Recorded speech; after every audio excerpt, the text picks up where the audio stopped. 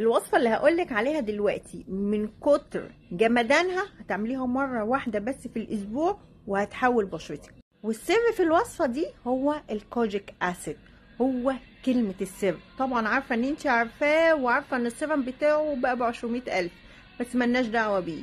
حالا هنقوم نحضره ومن المطبخ من بيتك.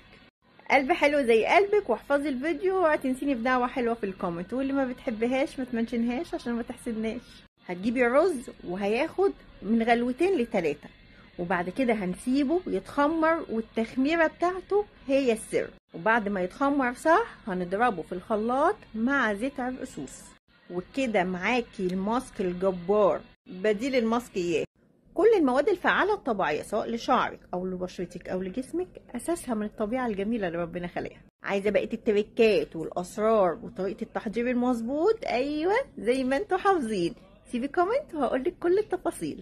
بشرتك بقى لو مدياكي سن أكبر من سنك، أو عندك هالات مخلية شكلك عيان على طول، أو ما بتعرفيش تخرجي من غير طبقات من المكياج، يلا تواصلي معانا على طول. هنقولك تبتدي منين، ولو مش عايزه حتى تستنينا عليكي وعلى مجموعه ترميم البشره ما اقولكيش، بتجدد الخلايا بخلايا تانية صحيه ونقيه وجوده جلد عاليه جدا.